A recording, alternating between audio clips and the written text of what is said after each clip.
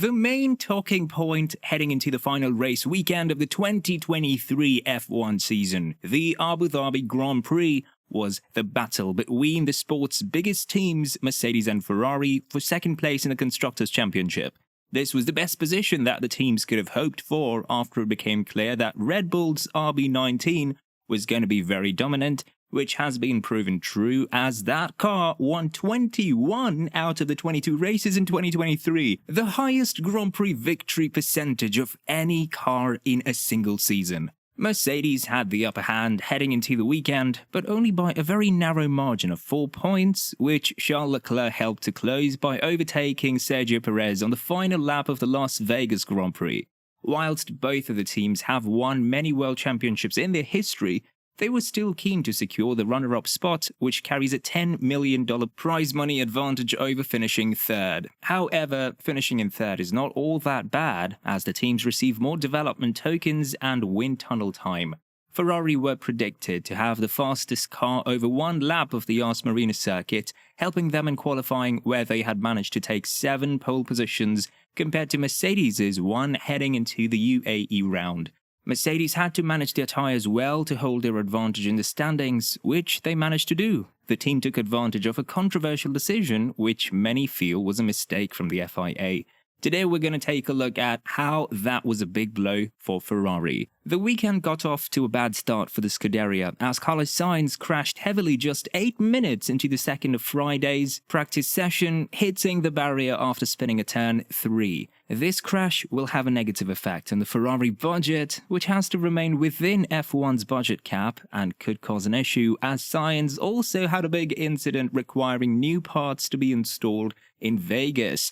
Unlike following his repairs in the US, Sainz didn't receive a grid penalty this time around, meaning that he could start high up on the grid. However, following FP3, which his car was repaired for, and in which he finished last in, despite completing the most laps of any driver, Sainz had a terrible qualifying session. Carlos was eliminated in Q1 as he only managed to improve by less than a tenth on his final run, during which he said he had to deal with so much traffic, allowing a good lap from Sergio Perez to knock the Spaniard down to the elimination zone. Sainz said that it was the team's fault for leaving the pits too late due to a problem with the front wing. It was the first time he had failed to make it to Q2 since 2019's Brazilian Grand Prix, which was the longest streak of any driver on the grid. On that day in Brazil, Sainz famously made it onto the podium, so there was still hope for him and Ferrari in the race. Lewis Hamilton was another driver involved in the fight for second to go out earlier than expected, as he was eliminated in Q2 for the 4th time this year. Hamilton had set a time good enough for 10th in the closing stages, but was knocked out in 11th after his teammate George Russell set a time to go up to 4th. Following the elimination, Hamilton stated that there wasn't something right with the car. Russell ended up finishing 4th in Q3, having topped the FP3 session earlier in the day, despite being ill and only getting 3 hours of sleep ahead of the day. Russell wasn't the highest-placed Mercedes-powered driver in qualifying, as he was sandwiched between the two McLarens, with Oscar Piastri ahead in third. Russell out-qualifying Hamilton meant that the Mercedes drivers finished 11-11 in qualifying sessions this year. Charles Leclerc was ahead in second, the highest-placed driver in the fight for second, securing second on the grid for just the second time this year. Therefore, it looked like Ferrari had the upper hand heading into the race. At the start, Russell fell behind Norris through turn 3, whilst Leclerc remained in second. From 11th, Hamilton made his way up to 9th on the first lap before falling down to 10th, back behind Sergio Perez. Sainz made it from 16th to 13th by the second lap, a position he remained in until the drivers began flooding into the pits. By lap 47, Perez had made his way up to 5th place, where he was behind Lando Norris. If Perez was to finish ahead of Russell, who had made his way back to 3rd, Ferrari would prevail in the battle for 2nd. On lap 47, Perez attempted to pass Norris through turn 6, causing the drivers to make contact and Lando to have to go through the runoff area. Norris stated that Perez had crashed into him, whilst Perez said that it was 50-50 in terms of the blame.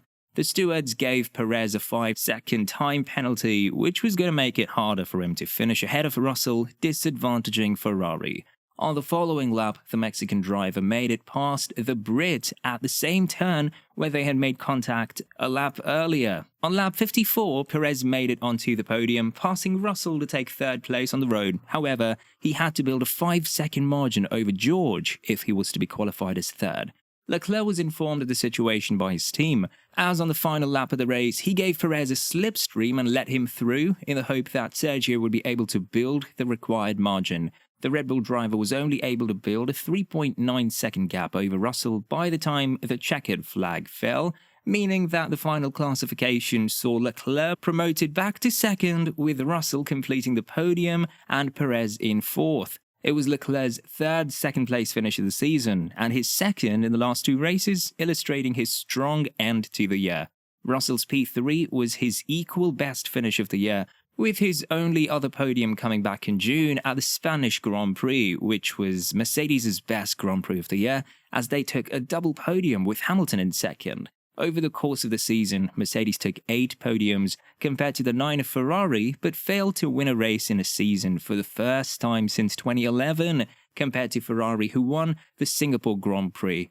Despite these statistics, it was Mercedes who secured second, ending up 3 points ahead of Ferrari. It comes after a disappointing end to the year for the Italian team, with them having 2 did not starts in the past 6 races, as well as a disqualification in the same period at the United States Grand Prix, where Mercedes also had a car excluded from the final classification.